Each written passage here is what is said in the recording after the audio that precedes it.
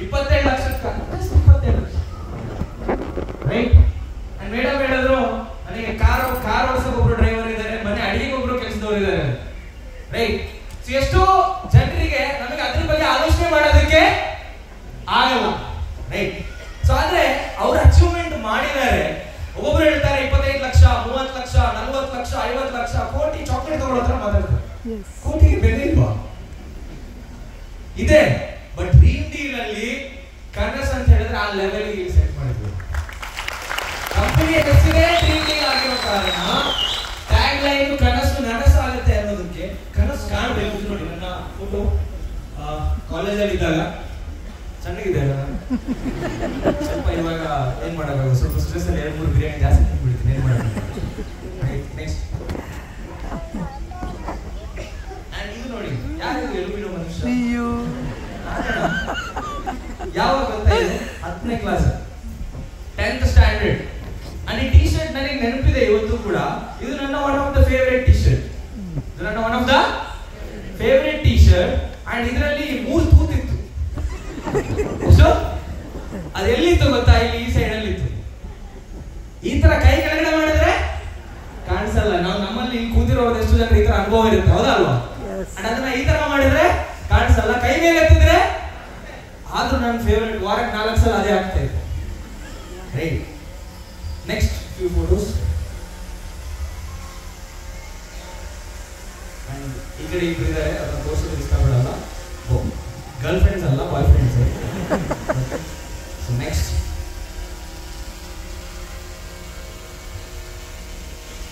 This is me 2017. ನಾನು ಹೇಳಿದೆ ಇದೇ ಡ್ರೆಸ್ ಹಾಕೊಂಡು ಡೆಲ್ಲಿಗೆ ಹೋಗಿದ್ದೆ ಈ ತರ ಒಂದು ಕನ್ವೆನ್ಷನ್ ಗೆ, ರೈಟ್. ಸೊ ಇದು ನನ್ನ 2017 ಫೋಟೋ. ಅಂಡ್ ಇವತ್ತು ನಾನು ನಿಮ್ಮ ಮುಂದೆ ಈ ತರ ನಿಂತಿದ್ದೆ.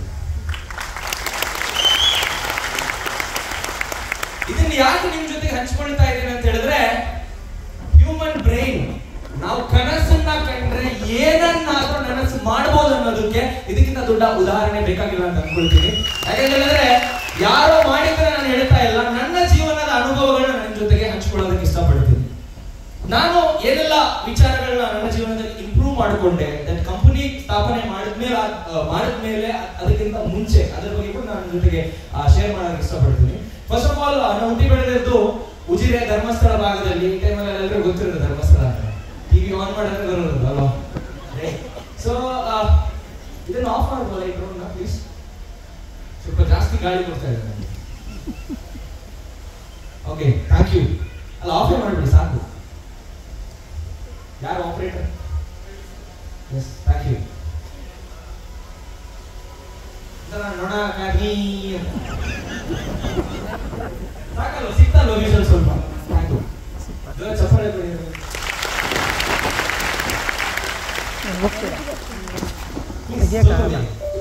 ನೀವೇ ತೆಗೀರಿ.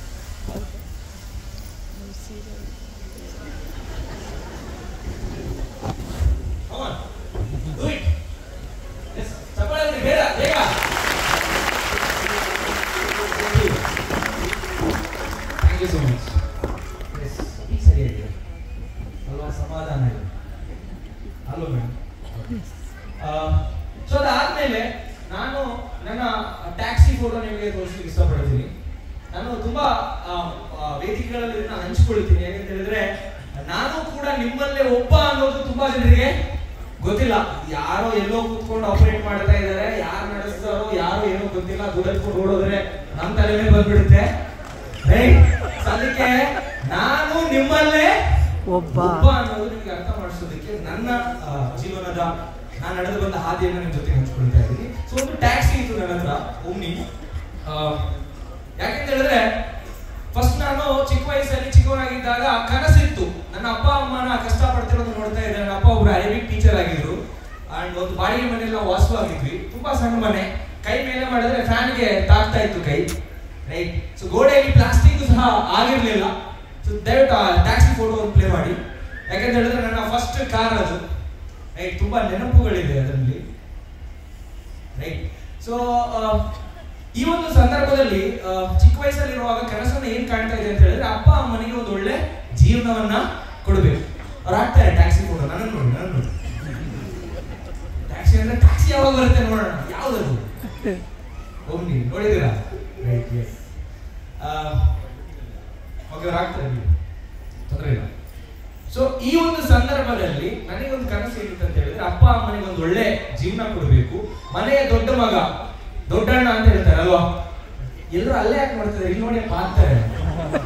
ಓಕೆ, ಈ ಟ್ಯಾಕ್ಸಿ ಫೋಟೋ ಕಾಣ್ತಾ ಇದೆಯಾ? ಯಾವ ಗಾಡಿ? ಯಾರ ಹತ್ರ ಇತ್ತು ಈ ಗಾಡಿ? ಯಾರ ಹತ್ರ ಇತ್ತು? ಸಂಕೋಚ ಪಡ್ಕೋಬೇಡಿ, ತಗೊಂಡವರೆಲ್ಲರೂ ಶ್ರೀಮಂತರಾಗ್ತಾರೆ. ಓಕೆ, ಅದ್ರ ಹಿಂದ್ಗಡೆ ಒಂದು ಲೋಗೋ ಇದೆ. ಲೋಗೋ ಯಾವ್ದು? ಜಾಗ್ವಾರ್ ಅಲ್ವಾ? ಸೊ ಜಾಗ್ವಾರ್ ಆಕ್ಚುಲಿ ಅದು ನಾನು ಹಾಕಿದ ಲೋಗೋ ಅಲ್ಲ, ನನ್ನ ಫ್ರೆಂಡ್ ಒಬ್ಬ ಸುಮ್ಮನೆ ಹಾಕಿಸ್ಕೊಂಡ್ ಬಂದಿದ್ದು. ಆದ್ರೆ ನಾನು ಇದನ್ನ ಅವ್ರೇನೋ ಚೇತನ್ ಸರ್ ಹೇಳಿದ್ರು, ಡ್ರೋನ್ ಪ್ರತಾಪ್ ಲೆವೆಲ್ ಓಡಿಸ್ಕೊಳ್ತಾರೆ ಅಲ್ವಾ? ಸೊ ಈ ಲೋಗೋ ಬಂದ್ಮೇಲೆ ಇಡೀ ಊರಲ್ಲಿ ಈ ಕಾರ್ ಎಲ್ಲೇ ಹೋದ್ರು ಬಂತು ನೋಡಿ, ಜಾಗ್ವಾರ್ ಬಂತು. ನಮ್ಮೂರು ಒಂದು ಸಣ್ಣ ಊರು, ವಿಲೇಜ್ ಉಜಿರೆ ಅಂತ. ಎಲ್ಲೇ ಹೋದ್ರು ಏನ್ ಬಂತು? ಜಾಗ್ವಾರ್ ಬಂತು ಅಂತ ಹೇಳ್ತಾ ಇದ್ರು. ಅಂಡ್ ಇದು ಒಂದು ಟ್ಯಾಕ್ಸಿ, ಇದರಲ್ಲಿ ರಾತ್ರಿ ಹೊತ್ತು ನಾನು ಟ್ಯಾಕ್ಸಿ ಓಡಿಸ್ತಾ ಇದ್ದೆ ಉಜಿರೆಯಿಂದ ಮಂಗಳೂರುವರೆಗೂ. ಅಂಡ್ ಬೆಳಿಗ್ಗೆ ಹೊತ್ತು ಕಾಲೇಜಿಗೆ ಹೋಗ್ತಾ ಇದ್ದೆ. ರೈಟ್, ದಿನಕ್ಕೆ 1,000 ರೂಪಾಯಿ ದುಡಿತಾ ಇದೆ. ಇದು ನನ್ನ ಫಸ್ಟ್ ಗಾಡಿ. ಆದ್ರೆ ಇವತ್ತು ತುಂಬಾ ನಿಮ್ಮೆಲ್ಲರ ಆಶೀರ್ವಾದದಿಂದ, ದೇವರ ಸಹಾಯದಿಂದ ರೇಂಜ್ ರೋವರ್ ಅಲ್ಲಿ ಇಲ್ಲಿ ಬಂದಿದ್ದೀನಿ. ಸೊ ಇದೇನು ದೊಡ್ಡ ಅಚೀವ್ಮೆಂಟ್ ಏನಲ್ಲ, ಆ ರೇಂಜ್ ರೋವರ್ನ ಆಟೋ ಓಡಿಸ್ತಾ ಇದ್ದೀವಿ ಎಲ್ಲಾ ಹಳ್ಳಿಗೂ ಮುಕ್ಕು ಮೂಲೆಗೂ. ಸೊ ಅದಕ್ಕೆ ಕನ್ಫ್ಯೂಸ್ ಆಗ್ತಾ ಇದೆ, ಯಾಕೆ ಸಿಕ್ಕಾಕೊಂಡ್ಬಿಟ್ಟಿದ್ದೀನಿ ನಾನು. ರೈಟ್, ಸೊ ಇದು ಯಾಕೆ ನಿಮ್ ಜೊತೆಗೆ ಹಂಚಿಕೊಳ್ತಾ ಇದ್ದೀನಿ ಅಂತ ಹೇಳಿದ್ರೆ, ಮುಖ್ಯವಾಗಿ ಕನಸನ್ನ ಮೊದಲು ಕಾಣೋದು ಇಂಪಾರ್ಟೆಂಟ್. ನಾನು ಸಾಕು ಆಫ್ ಮಾಡಿ ಅದನ್ನ ನೋಡ್ತಾ ಇದ್ದೆ. ನಾನೇನ್ ಕನಸು ಕಂಡೆ? ನನ್ನ ತಂದೆ ತಾಯಿಗೆ ಒಂದು ಒಳ್ಳೆ ಜೀವನ, ಇಬ್ರು ತಂಗಿಯಂದ್ರೆ ಇದ್ದಾರೆ, ಅವರ ಮದುವೆ. ಮಿಡಲ್ ಕ್ಲಾಸ್ ವ್ಯಕ್ತಿಯ ಕನಸು ಇದಾಗಿರುತ್ತೆ ಅಲ್ವಾ? ಒಂದು ಸ್ವಂತ ಮನೆ, ಒಂದು ಸ್ವಂತ ಗಾಡಿ, ಇಬ್ರು ತಂಗಿಯಂದ್ರ ಮದುವೆ, ಒಂದೊಳ್ಳೆ ಜೀವನ, ಒಂದೊಳ್ಳೆ ಹೆಂಡತಿ. ರೈಟ್, ಸೊ ಇದು ಕನಸನ್ನ ನಾನು ಕಂಡೆ, ಮದುವೆನೂ ಆಗಿದೆ. ರೈಟ್, ಸೊ ಆದ್ರೆ ಆ ಕನಸನ್ನ ಕಾಣುವಂತ ಸಂದರ್ಭದಲ್ಲಿ ತುಂಬಾ ಅಡೆತಡೆಗಳು ಬಂತು, ತುಂಬಾ ಏರುಪೇರುಗಳು, ಅಪ್ಸ್ ಅಂಡ್ ಡೌನ್ಸ್ ಪ್ರತಿಯೊಬ್ಬರ ಜೀವನದಲ್ಲೂ ಬರುತ್ತೆ. ಸೊ ಆ ಸಂದರ್ಭದಲ್ಲಿ ನನ್ನ ಜೀವನದಲ್ಲೂ ತುಂಬಾ ಅಪ್ಸ್ ಅಂಡ್ ಡೌನ್ಸ್ ಬಂತು. ಹಲವಾರು ಇದನ್ನ ವ್ಯಾಪಾರಗಳನ್ನು ಕೂಡ ನಾನು ಸ್ಟಾರ್ಟ್ ಮಾಡಿದೆ. ನನ್ನ ಫಸ್ಟ್ ಬಿಸ್ನೆಸ್ ನಾನು ಸ್ಟಾರ್ಟ್ ಮಾಡಿರೋದು 16ನೇ ವಯಸ್ಸಿಗೆ. ಒಂದು ಸಣ್ಣ ಗುಡಿ ಕೈಗಾರಿಕೆ ಮುಖಾಂತರ ನಾವು ಜ್ಯೂಸ್ ಮ್ಯಾನುಫ್ಯಾಕ್ಚರಿಂಗ್ ಮನೆಯಲ್ಲಿ ಮಾಡ್ತಾ ಇದ್ವಿ, ಅದನ್ನ ನಾವು ಸೇಲ್ ಮಾಡ್ತಾ ಇದ್ವಿ ಅಂಗಡಿ. ಆ ಬಿಸ್ನೆಸ್ ಫೇಲ್ ಆಗಿ ಅದನ್ನ ನಾವು ನಡೆಸೋದಕ್ಕಾಗದೆ, ಆ ಸಾಲನ ತೀರ್ಸೋದಕ್ಕೆ ಇದೇ ಟ್ಯಾಕ್ಸಿಲಿ ಡ್ರೈವರ್ ಆಗಿ ಕೆಲಸ ಮಾಡ್ತಾ ಇದ್ದೆ. ಅಂಡ್ ಬಿಸ್ನೆಸ್ ಎಲ್ಲ ಫೇಲ್ ಆದ್ಮೇಲೆ ನನಗೆ ಅನ್ನಿಸ್ತು, ಇನ್ನು ಬಿಸ್ನೆಸ್ ಮಾಡಿ ಏನು ಪ್ರಯೋಜನ ಇಲ್ಲ, ಚೆನ್ನಾಗಿ ಓದಿ ಒಳ್ಳೆ ಮಾರ್ಕ್ಸ್ ತಗೊಂಡ್ರೆ ಮಾತ್ರ ದೊಡ್ಡ ಲೆವೆಲ್ಗೆ ಹೋಗ್ಬೋದು ಅಂತ ಅನ್ಕೊಂಡು ಗೊತ್ತಾಯ್ತು. ಅದಾದ್ಮೇಲೆ 10th ಅಲ್ಲಿ ಒಳ್ಳೆ ಮಾರ್ಕ್ಸ್ ತಗೊಂಡೆ, PUC ಸೈನ್ಸ್ ಅಲ್ಲಿ ಒಳ್ಳೆ ಮಾರ್ಕ್ಸ್ ತಗೊಂಡೆ, ಕಂಪ್ಯೂಟರ್ ಸೈನ್ಸ್ ಇಂಜಿನಿಯರಿಂಗ್ ಜಾಯಿನ್ ಆದೆ. ಆ ಟೈಮಲ್ಲಿ ನನಗೆ ಏನ್ ಅರ್ಥ ಆಯ್ತು ಅಂತ ಹೇಳಿದ್ರೆ, ಎಲ್ಲರೂ ಜಾಬ್ ಕೇಳೋರಾದ್ರೆ ಜಾಬ್ ಕೊಡೋರು ಯಾರು? ಅದಕ್ಕೋಸ್ಕರ ಮಾರ್ಕೆಟಿಂಗ್ ಇಂಡಸ್ಟ್ರಿಗೆ ಬಂದೆ. ಹಲವಾರು ಕಂಪನಿ ಆಸ್ ಎ ಲೀಡರ್ ಆಗಿ ಮಾರ್ಕೆಟಿಂಗ್ ಮಾಡಿದೆ. ಬೇರೆ ಬೇರೆ ಸ್ಟೇಟ್ಗೆ ಟ್ರಾವೆಲ್ ಮಾಡಿದೆ. ಉತ್ತರ ಭಾರತ, ಕಾಶ್ಮೀರದಿಂದ ಹಿಡಿದು ಕನ್ಯಾಕುಮಾರಿವರೆಗೂ, ಗುಜರಾತಿಂದ ಹಿಡಿದು ಇಂಪಾಲ್, ಮಣಿಪುರ್ವರೆಗೂ ಬೇರೆ ಬೇರೆ ರಾಜ್ಯಗಳಿಗೆ ತೆರಳಿ ಅಲ್ಲಿ ಟೀಮ್ ಅನ್ನ ಡೆವಲಪ್ ಮಾಡ್ತಾ ಬಂದೆ. ಆದ್ರೆ ಯಾವ ಕಂಪನಿನೂ ಕೂಡ ನಮ್ಮನ್ನ ಬೆಳೆಸೋದನ್ನ ನಾನು ಅಷ್ಟೊಂದು ಮಟ್ಟಕ್ಕೆ ನೋಡಿಲ್ಲ. ನನಗೆ ಅರ್ಥ ಆಯ್ತು ಅಂತ ಹೇಳಿದ್ರೆ, ಎಲ್ಲರೂ ನಮ್ಮನ್ನ ಬಳಸ್ಕೊಂಡು ಅವ್ರು ಬೆಳೀತಾ ಇದ್ದಾರೆ, ನಮ್ಮನ್ನ ಬೆಳೆಸ್ತಾ ಇಲ್ಲ. ನೀವು ರೋಡ್ ಸೈಡ್ ಅಲ್ಲಿ ಹೋಗುವಾಗ ಕಬ್ಬನ ಹಾಲು ಸಿಗುತ್ತಲ್ವಾ? ಕಬ್ಬನ್ನ ಯಾವ ರೀತಿ ಉಜ್ತಾರೆ ಮಿಷಿನಿಗೆ ಹಾಕಿ? ಈ ಕಡೆಯಿಂದ ಹಾಕ್ತಾರೆ, ಆ ಕಡೆಯಿಂದ ಹಾಕ್ತಾರೆ, ಎಲ್ಲಾ ಕಡೆ ಲಾಸ್ಟ್ಗೆ ಪೇಪರ್ ಆಗಿ ಬಿಸಾಡೋವರೆಗೂ ಅದನ್ನ ಈ ತರ ನಮ್ಮನ್ನ ಬೇರೆ ಬೇರೆ ಕಂಪನಿಗಳು ಯೂಸ್ ಮಾಡ್ತಾರೆ. ಅದಾದ್ಮೇಲೆ ನಾವು ಅನ್ಕೊಂಡ್ವಿ, ಯಾಕೆ ಡೆಲ್ಲಿ ಕಂಪನಿ, ಬೇರೆ ಬೇರೆ ರಾಜ್ಯದ ಕಂಪನಿನ ನಾವು ಜಾಯಿನ್ ಆಗ್ಬೇಕು? ನಮ್ಮ ಯುವಕರು, ನಾವೆಲ್ಲ ನೊಂದಂತ ಯುವಕರು ನಾವೇ ಸೇರಿ ಒಂದು ಸಂಸ್ಥೆನ ಸ್ಥಾಪನೆ ಮಾಡಿ ಡ್ರೀಮ್ ಡೀಲ್ ಮುಖಾಂತರ, ಡ್ರೀಮ್ ಡೀಲ್ ಅನ್ನುವಂತ ಹೆಸರು ಮುಖಾಂತರ ದೊಡ್ಡ ಮಟ್ಟಕ್ಕೆ ತಗೊಂಡು ಹೋಗೋಣ ಅಂತ ಫಸ್ಟ್ 600 ಸ್ಕ್ವೇರ್ ಫೀಟ್ ಬಾಡಿಗೆ ಆಫೀಸ್ ಅಲ್ಲಿ ಸ್ಟಾರ್ಟ್ ಆದಂತ ಡ್ರೀಮ್ ಡೀಲ್ ಗ್ರೂಪ್ ಇವತ್ತು 31 ಆಫೀಸಸ್ ಹೊಂದಿದೆ. And I'm really sorry जितने भी लोग छत्तीसगढ़ से आए हैं, आप लोगों के सर के ऊपर से जा रहा होगा जो भी बोल रहे हैं आपके लोग, है ना? तो मैं डेफिनेटली इतना तो कहना चाहता हूँ, आगे आने वाले दिनों में हम छत्तीसगढ़ में भी एक नया ऑफिस ओपन करने वाले हैं. लगभग 1000-1500 से ज्यादा कस्टमर्स हैं. वहाँ के लीडर्स ज्योति मैम के लिए जोरदार तालियां और राजू शर्मा सर के लिए, क्योंकि ड्रीम डील ग्रुप एक छोटा कंपनी या स्टेट लेवल कंपनी नहीं है, it's a national and international level company. आगे आने वाले दिनों में ನಾನು ರೀಸೆಂಟ್ಲಿ ಒಂದು ಇಂಟರ್ನ್ಯಾಷನಲ್ ಟ್ರಿಪ್ ಅಲ್ಲಿ ಇದ್ದೆ. ಅಲ್ಲಿ ಸೌತ್ ಆಫ್ರಿಕಾದಿಂದ ಒಬ್ರು ಸಿಕ್ಕಿದ್ರು. ಎಲ್ಲಿಂದ ನಮಗೂ ಗೊತ್ತಲ್ಲ, ಯಾರು ಸಿಕ್ಕಿದ್ರು ನಾವು ಪ್ಲಾನ್ ಹೇಳೋದು. ಅವರೇನೋ ಗೋಲ್ಡ್ ಮೈನಿಂಗ್ ಬಿಸ್ನೆಸ್ ಬಗ್ಗೆ ಹೇಳಕ್ ಬಂದು ನಾನು ಡ್ರೀಮ್ ಡೀಲ್ ಬಗ್ಗೆ ಹೇಳಿದೆ. ಹೌದಾ, ಸ್ಟಾರ್ಟ್ ಮಾಡೋಣ ಒಂದು ಬ್ರಾಂಚ್. ಓಕೆ ಸರ್ ರೆಡಿ ಮಾಡಿ ಬರ್ತೀನಿ ನೆಕ್ಸ್ಟ್ ಮಂತ್ ಅಂತ ಹೇಳಿದ್ರು. ಸೊ ನನಗೇನು ಅರ್ಥ ಆಗ್ತದೆ ಅಂತ ಹೇಳಿದ್ರೆ ಈ ಬಿಸ್ನೆಸ್ ನ ಇಡೀ ವರ್ಲ್ಡ್ ಅಲ್ಲಿ ಯಾವ ದೇಶದಲ್ಲಿ ಬೇಕಾದರೂ ಮಾಡಬಹುದು. ಯಾಕೆಂತ ಹೇಳಿದ್ರೆ ಇದೊಂದು ಫ್ರಾಂಚೈಸಿ ಮಾಡೆಲ್ ಬಿಸ್ನೆಸ್ ಆಗಿರುತ್ತೆ. ಇದು ಕೇವಲ ಪಟಾಕಿ ಚೀಟಿನೋ ಲಾಟ್ರಿನೋ ಅಲ್ಲ, ಇದು ಒಂದು ಉದ್ಯಮ. ಇದನ್ನ ಯಾರು ಬೇಕಾದರೂ ಸ್ವಂತ ಬಿಸ್ನೆಸ್ ಆಗಿ ತಗೊಂಡು ನಡೆಸಿ ದೊಡ್ಡ ಮಟ್ಟಕ್ಕೆ ತಗೊಂಡು ಹೋಗಬಹುದು. ಅಂಡ್ 32 ಆಫೀಸ್, ಇನ್ನೂ ಒಂದು 5-6 ಆಫೀಸ್ ಕೆಲಸ ನಡೀತಿದೆ. ಎಲ್ಲೆಲ್ಲ ಆಫೀಸ್ ಆಗ್ತದೆ ನನಗೆ ಗೊತ್ತಿಲ್ಲ, ದೇವರಣೆ. ಒಂದೊಂದು ವಾರಕ್ಕೆ ಒಂದೊಂದು ಓಪನ್ ಆಗ್ತಾ ಇರುತ್ತೆ. ಅಷ್ಟು ರ್ಯಾಪಿಡ್ ಆಗಿ ಕಂಪನಿ ಏನಾಗ್ತಾ ಇದೆ, ಗ್ರೋ ಆಗ್ತಾ ಇದೆ. ಇನ್ನು ಲೀಡರ್ಸ್ ಗಳನ್ನ ಯಾರು ನೀವು ನೋಡಿದೀರಾ? ಸೊ ಈ ತರ ಡ್ರೀಮ್ ಡೀಲ್ ಗ್ರೂಪ್ ನ ಸ್ಟಾರ್ಟ್ ಮಾಡುವಾಗ ನನ್ನ ಜೊತೆಗೆ 20 ಜನ ಲೀಡರ್ಸ್ ಇದ್ರು. ಎಷ್ಟು ಜನ ಇಲ್ಲಿ ಕೂತಿದ್ದಾರೆ ನೋಡಿ, ಕರಿ ಕೋಟ್ ಹಾಕೊಂಡು. ಸೊ ಇವರಿಗೂ ಜೋರ ಚಪ್ಪಾಳೆ ಕೊಡಲೇಬೇಕು. ಡ್ರೀಮ್ ಡೀಲ್ ನ ಫೌಂಡೇಶನ್ ಅವರು.